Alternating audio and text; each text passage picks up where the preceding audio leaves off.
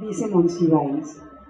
Si la resistencia estudiantil del 23 y 26 de julio explica la fundamentación moral del movimiento, la acción del rector Barros Sierra le aporta al 68 la legitimidad y la convicción de justicia, lo que salva a la protesta del destino de la tradición izquierdista, fácilmente reprimible y desgastable, con una validación moral que depende del porvenir socialista. Sin la certificación ética de Barros Sierra, dice Monsiváis, el movimiento se habría disuelto en el círculo fatal de las marchas y las arengas. Para Monsiváis, el rector Barros Sierra, con un solo gesto luctuoso, descalifica las versiones no oficiales de su versión. Y cito a Monsiváis de nuevo. El 30 de julio, en la explanada de Rectoría, Barros Sierra coloca la bandera nacional a media asta y al hacerlo dramatiza la violación de la autonomía universitaria. Para probar lo que dice, Monsiváis cita en extenso el discurso de Barros Sierra del 1 de agosto, que según él, y yo lo suscribo, es el de mayor alcance histórico, y dice así: necesitamos demostrar al pueblo de México que somos una comunidad respetable, que merecemos la autonomía. Pero no solo será la defensa de la autonomía la bandera nuestra en esta expresión pública, será también la demanda, la exigencia por la libertad de nuestros compañeros presos, la cesación de las represiones. Sin ánimo de exagerar, continúa Barros Sierra, podemos decir que se juega en esta jornada no solo los destinos de la universidad y el Politécnico, sino las causas más importantes, más entrañables para el pueblo de México. En la medida en que sepamos demostrar que podemos actuar con energía, pero siempre dentro del marco de la ley, tantas veces violada, pero no por nosotros, afianzaremos no solo la autonomía y las libertades de nuestra Casa de Estudios Superiores, sino que contribuiremos fundamentalmente a las causas libertarias de México. Es claro, hasta aquí Barros Sierra, es claro que el movimiento iba en una dirección en sintonía con la vida moderna en Occidente y que Díaz Ordaz iba en otra. Él quería resguardar como padre de la patria a la nación entera de lo que para él era una conjura internacional amenazante y en manos del comunismo. Así de absurdo y de elemental. Ante esta desproporción, el ingeniero Barros Sierra se une a su comunidad y con este acto hace inválida la calificación de insurrección que Díaz Ordaz imprimió al movimiento desde sus inicios. Para Monsiváis, cito, Díaz Ordaz no intuye ni podrá hacerlo que a la efectividad de sus palabras la cancelan factores que incluyen el rock, el descubrimiento masivo del humor involuntario de los políticos, el recién estrenado miedo a la cursilería y el hartazgo ante la demagogia. En suma, a la eficacia de Díaz Ordaz la jubila nada menos que la modernidad. Hasta aquí la cita. Monsiváis, que toma el 68 como un punto de partida para hablar de nuestra modernidad, a diferencia de otros intelectuales de nuestro medio, no tenía otra agenda para mirar su entorno que la de una ética férrea con una perspectiva social. Y la dolida y lúcida pregunta de Elena Poniatowska, ¿qué vamos a hacer sin ti, Monsi?, hoy cobra una aguda vigencia para todos los que quisiéramos tener su mirada crítica para entender y celebrar de mejor manera el momento presente. Gracias.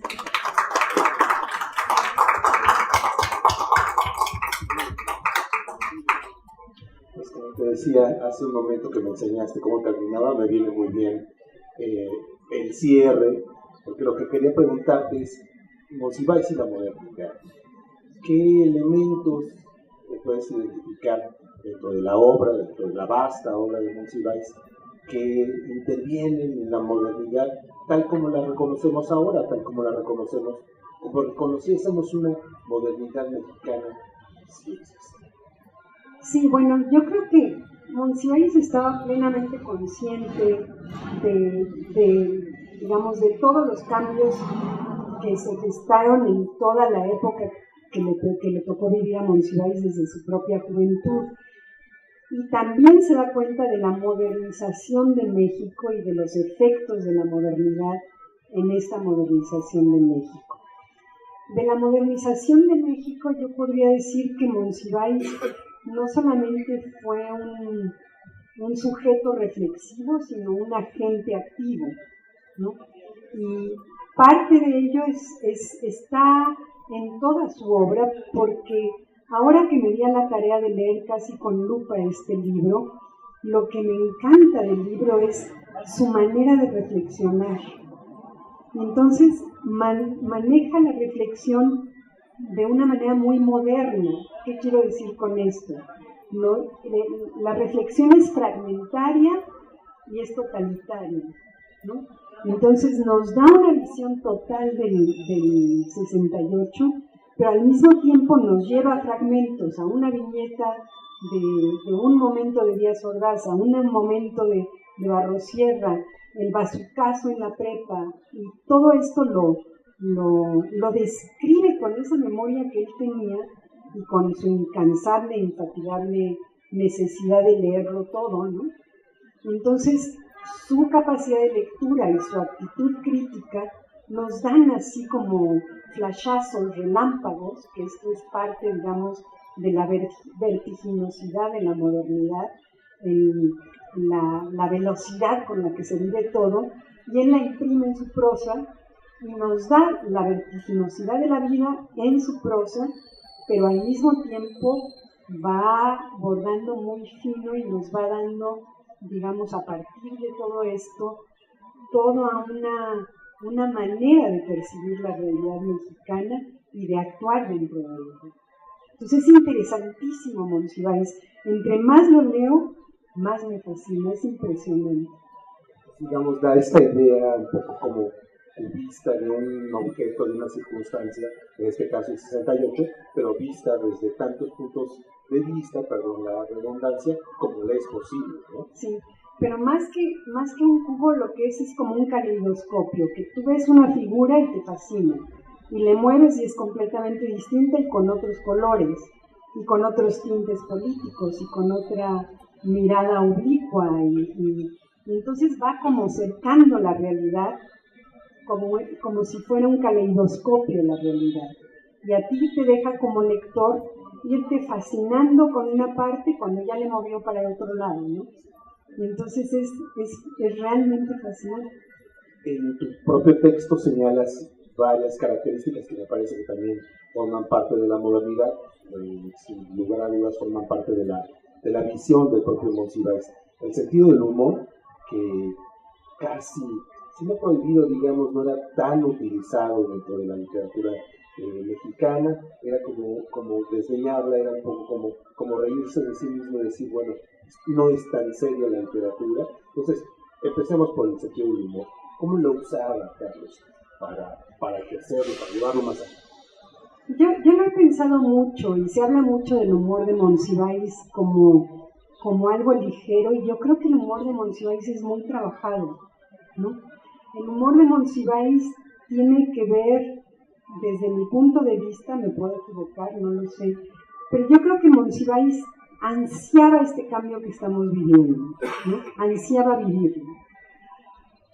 Y le dolía toda esta forma caduca y también represiva que me muestra aquí en el libro, de todo un aparato de Estado que no estaba acorde con la sociedad mexicana, ¿no? Entonces todo esto le dolía mucho, porque si algo tenía Monsiváis era una moral muy férrea, muy de a de veras, ¿no? Muy trabajada desde la infancia, yo diría, ¿no? Y que fue como su columna vertebral. Entonces, frente a esto, lo que hacía Monsiváis era desestructurar esta realidad con el sentido del humor para que no doliera tanto. Entonces, yo diría que la ironía en Monsiváis es un mecanismo de defensa y por eso es tan genial, porque es una ironía que siempre da el clavo, ¿no? Entonces, mientras nosotros vamos viviendo las cosas, él las vive, las reflexiona, las ironiza y te las devuelve, ¿no? Entonces, claro, él vivía a una velocidad impresionante, siempre estaba adelante de todos, y lo más chistoso es que yo creo que competía consigo mismo, ¿no? Entonces, si sentía que iba retrasándose en algo, en lo que fuera, inmediatamente competía consigo mismo. Entonces, siempre estaba a la vanguardia de todo lo que sucedía. México era su pasión, ¿no? Otra de las cosas que señalas en el texto es, creo que palabras más, palabras menos, dices algo así como este nuevo descubrimiento de la cursilería como algo que nos avergüenza o que debería avergonzarnos. ¿Por qué? ¿Porque la cursilería es reaccionaria? No, bueno, él lo veía como... Yo creo que Monsi veía la cursilería a partir, o sea, evidentemente la vivía en la vida real, me imagino, en muchos escenarios, sí, claro, ¿no?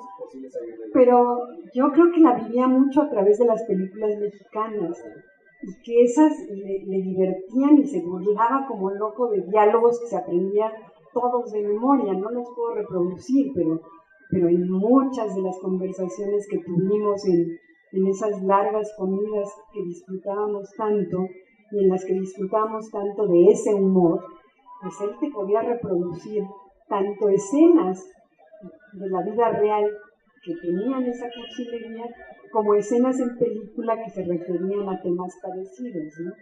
Entonces era, pues digamos, una de las cosas interesantes de Monsiváis, y que está por estudiarse, que yo creo que deben tomarlo los jóvenes como parte de su objeto de estudio, es que tenía el dedillo la cultura, la alta cultura, y se movía todo el tiempo y entendía y reflexionaba sobre la cultura popular, cosa que no se dio en muchos, yo diría que es un caso único. Es decir, qué sé yo, por decirte un ejemplo, cuando en alguno de esos domingos llegaba con algún grabado que consiguió en la Lagunilla, por ejemplo, o que no consiguió también, me acuerdo una vez que llega absolutamente de mal humor, grabados y dibujos y hojas volantes y todo lo que tenía que ver con México desde todas las perspectivas posibles. Pero me acuerdo un día que llega y de un humor negro y le digo, ¿qué tienes, Monsi? Dice, el miserable del Fisgón me ganó un cuadro. Y entonces le decía, bueno, pero habla con él, convéncelo. Entonces me decía, no, es un miserable, que se lo lleve.